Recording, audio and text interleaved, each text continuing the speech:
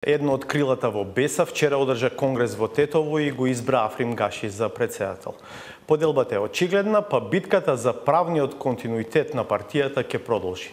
Независно од тој процес, интересно е да се види како ќе се позиционира новиот ентитет кој има тројца од 5 темина пратеници на Беса. Дали е можна потесна соработка со ДПА на Мендух Тачи и дали за оваа структура е опција влегување во владата. Гостин во 360 степени вечерва е Африм Гаши. Добро вечер, добре дојдовте. Добро ве најдов, добро вечер на вас и на сите гледачи.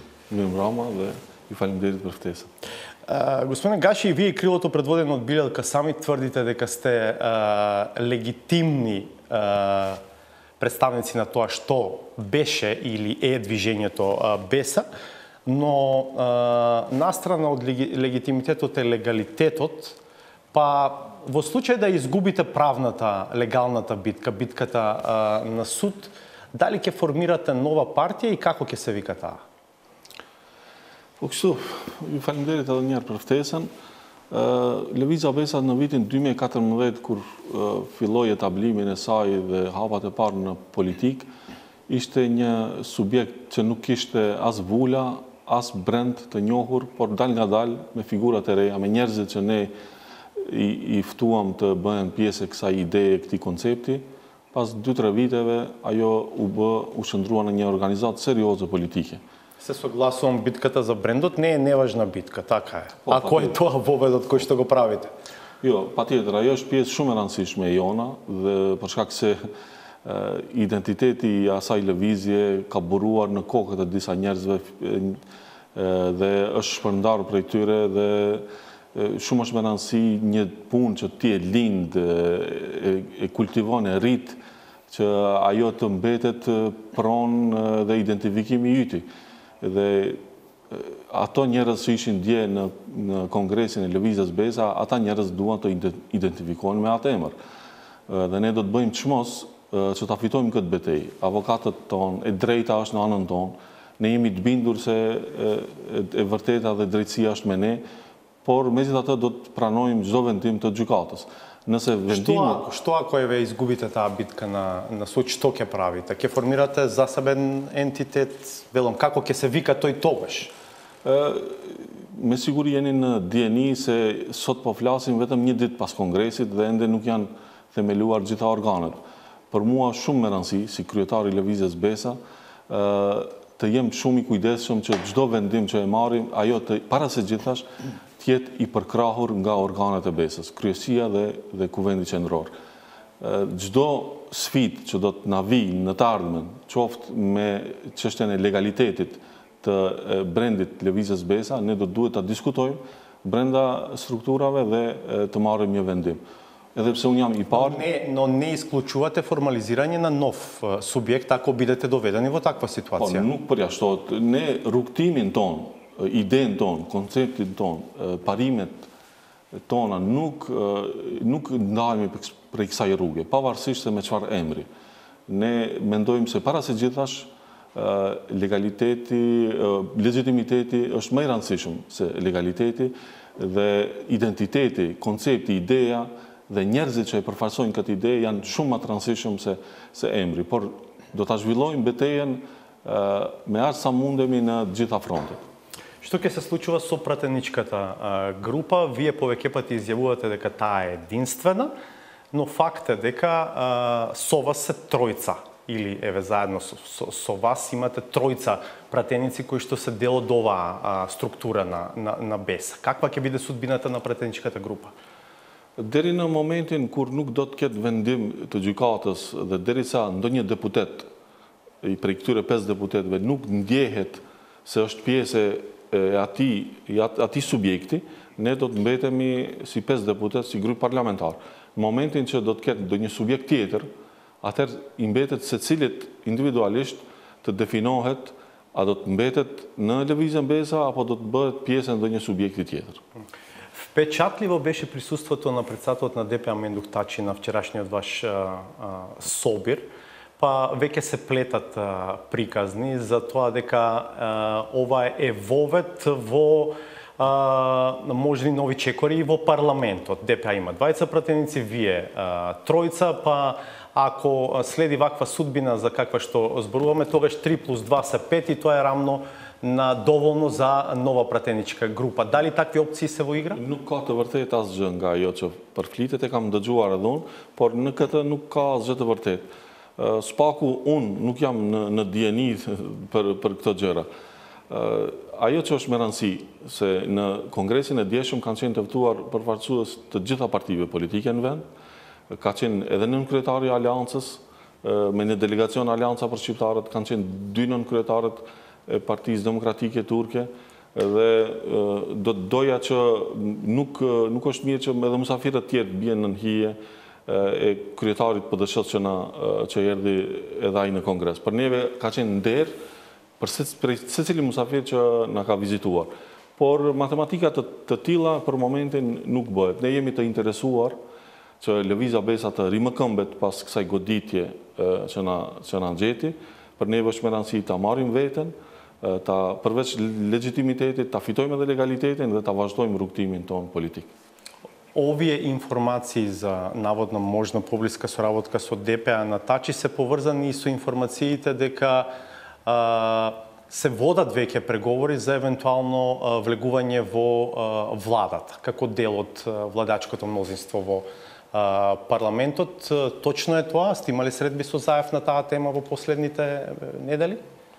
Po, ka pasur takim me kryeministrin, negociata ende nuk ka, për shkak se është dashur të mbarohet kongresi jonë, do të thonë duhet të ketë dikush barën dhe përgjegjësinë për të marrë vendim të tillë.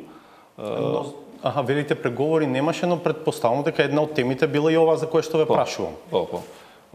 Edhe kyçja jonë eventuale në qeveri do të bëhet vetëm si lëvizje Besa, si çupjek politik joni, në bashkëpunim me negociatat do të fillojmë me kryeministrin. Ne nuk paragjykojmë se kush janë partitë e tjera aty. Aty është edhe BDI-ja sot, me të cilën ne kemi shpesh qëndrime diametralisht të kundërta. Por në kryesinë e deritanishme të Lëvizjes Besa kam mbisunduar qëndrimi se në një moment kyç të tillë kur Maqedonia po futet në NATO dhe zgjidhet kontesti i emrit, ndoshta do duhet edhe ne ta zgjatim dorën e bashkëpunimit dhe të japim një krah kësaj qeverie që ta zgjidh këtë çështje, dhe nga ana tjetër procesi reformues që po zhvillohet në vend. Ju e dini se ne edhe si grup parlamentar gjitha ligjet që kanë pas të bëjnë me reformat në gjyqësi dhe në sfera tjera i kemi përkrahur, dhe mendojmë se kjo është përtej interesave të ngushta partiake dhe etnike. Prandaj Lëvizja Besa edhe prej fillimit, po sidomos me një kryesi 3 dhe me një proces 3 që ka hyrë prej dje, ajo do të jetë shumë e interesuar që të mos i shikoj gjërat vetëm nga dioptria dhe nga prizmi i ngushtë etnik. Ne duam kombin ton, ne jemi para së gjithash këtu për të artikuluar interesat e shqiptarëve, por në asnjë moment nuk i vendosim në pikpyetje interesat e shtetit, interesat e gjithë qytetarëve.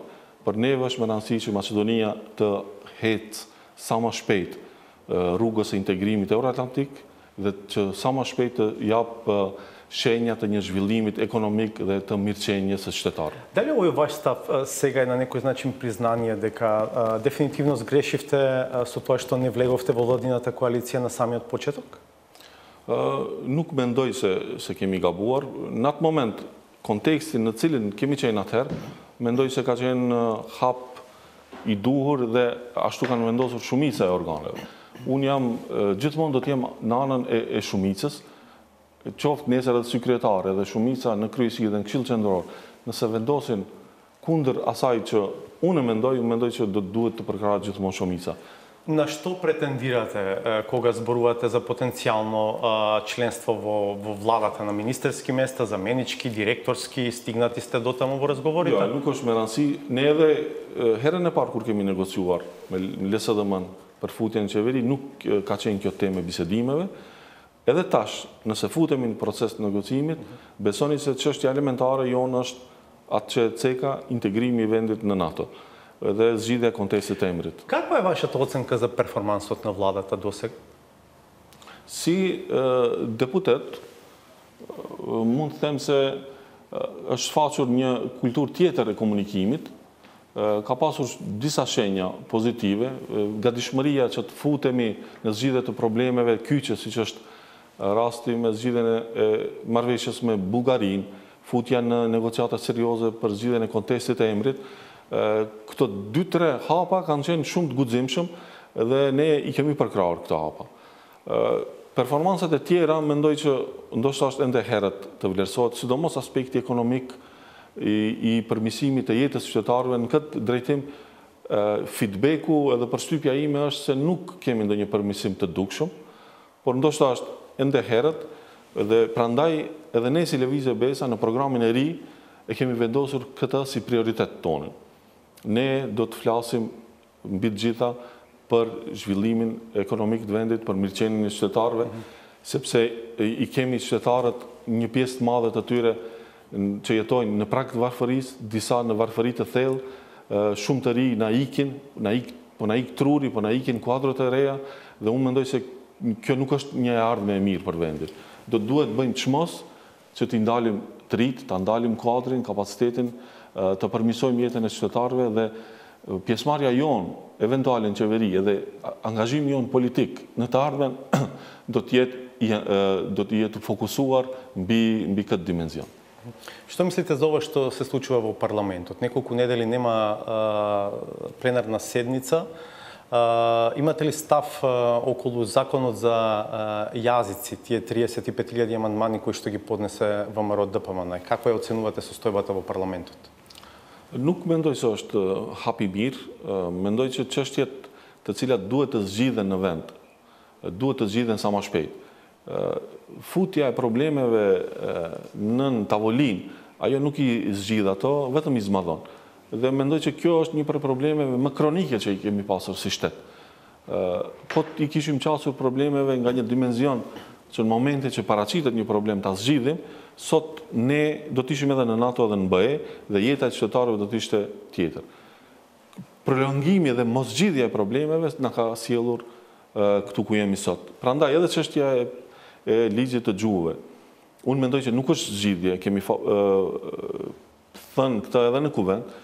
Kjo nuk e zgjidh problemin e gjuhës dhe është keq që po e lëshojmë një shans të tillë, por edhe kështu si është, VMRO-ja do duhet të ta pranojë këtë ligj, të mos e bllokojë as ligjin, as punën në parlament që të mundet shteti të ecë para, për shkak se jemi para një momenti shumë historik, zgjidhja e kontestit të emrit, dhe kjo është në dobi të gjithë qytetarëve.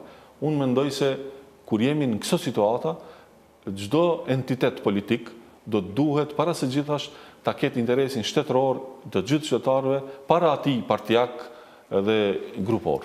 Завршуваме, а ќе завршиме со тоа што почнавме. Вчера сте избран за председател на еден дел од структурата на Беса. Има многу информации за тоа дека некој од позадина ги влече конците во таа структура, па во таа смисла дали сте председател со полн капацитет, господине Гаши?